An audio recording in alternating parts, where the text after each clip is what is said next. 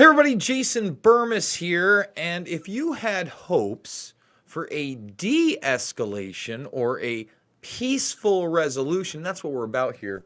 We're about peace, we're about humanity, we're about people living and us moving forward and working together, not about death and destruction and globalism. Well, if you thought that that was a possibility in Syria with the President of the United States all the way back, I believe it was in November now. I'm not sure if it was quite a year ago, but he said, it might have even been. It's been so long. But he started talking about, you know what, we need to get out of Syria. It's time to go. It's time to leave. And immediately, and he even talked about this, the military-industrial complex went crazy, according to Trump himself. And then, lo and behold, something happens, and there's a missile attack retaliation by something.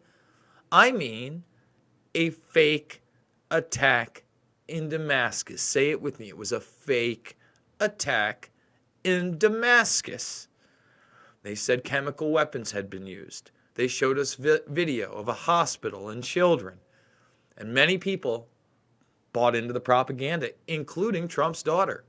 And that's why, according to him, he reacted. One of the reasons he reacted the way he did. Okay?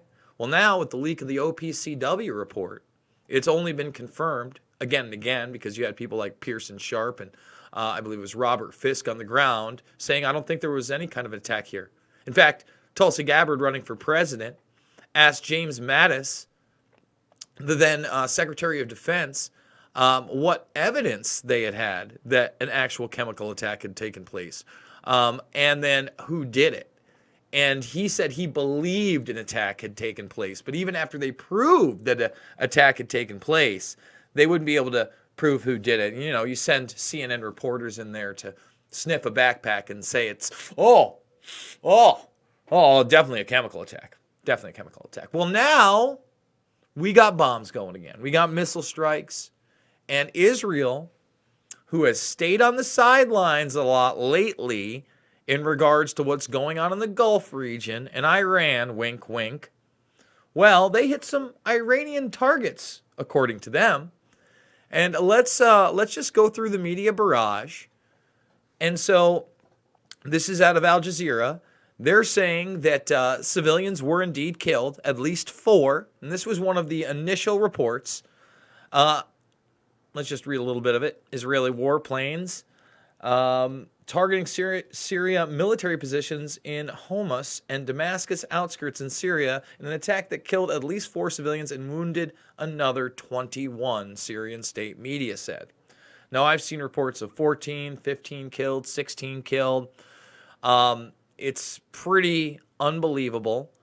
And, you know, again, not on the front pages anywhere here in the United States. This is the Jerusalem Post, okay? At least 15 killed during alleged. Okay, it's alleged now. Sure it is.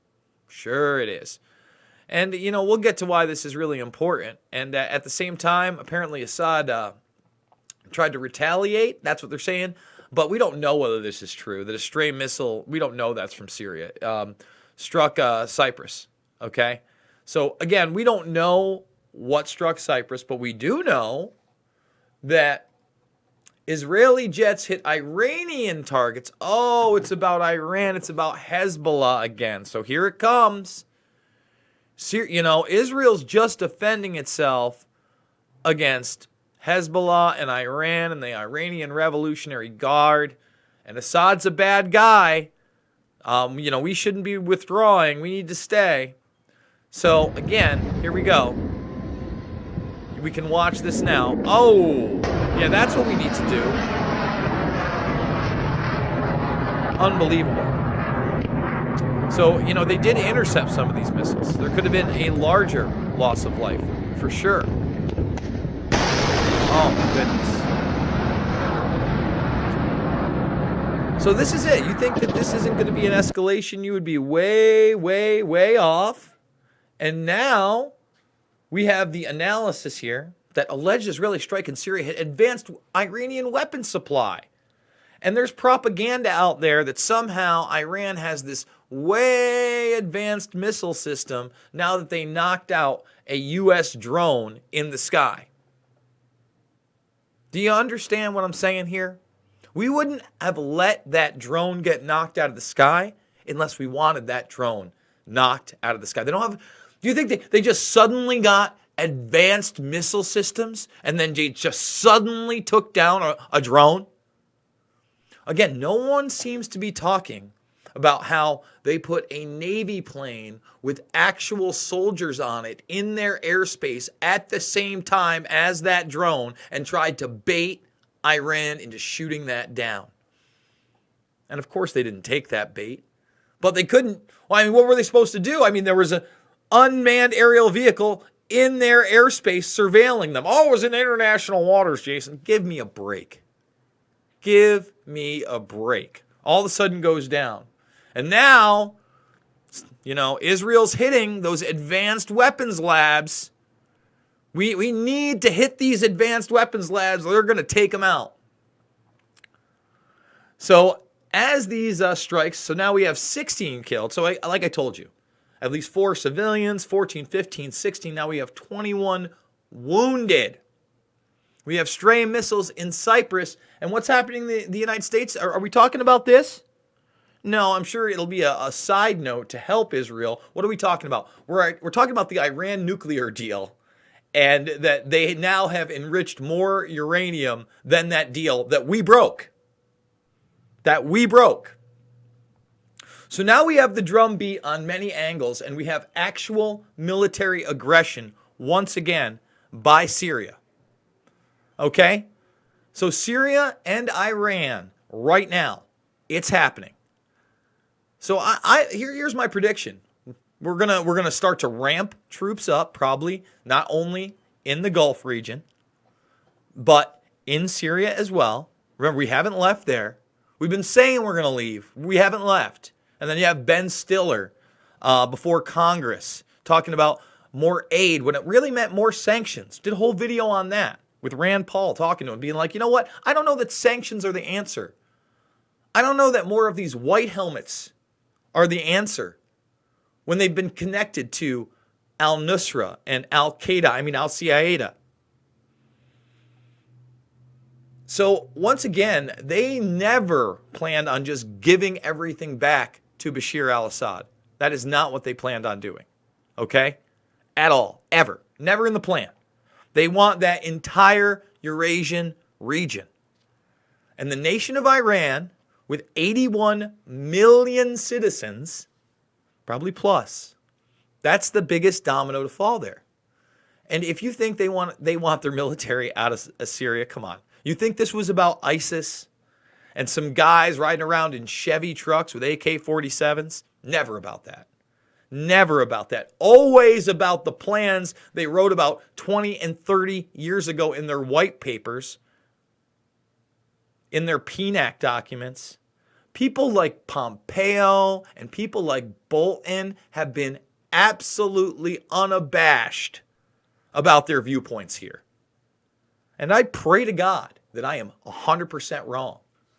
But, again, guys, when you have military escalation going down in Syria on behalf of Israel, here they are, Homs and Damascus, these two separate regions. When you have missiles being intercepted, when you have 15, 16 dead, civilians dead, when they're blaming Iran and their advanced weapons technology, their advanced weapon systems, give me a break. This propaganda is weak and we've heard it all before. I don't understand who's actually listening to this. And thankfully, the drum hasn't been beating hard the last couple of weeks. I actually caught Colbert, who lately I can't stand, but he discussed how ludicrous a lot of this Iran talk was. And he also was like, we don't trust Bolton. We don't trust Pompeo. Sure, they're coming at an anti-Trump level at some point, but hey, we don't want this conflict to happen.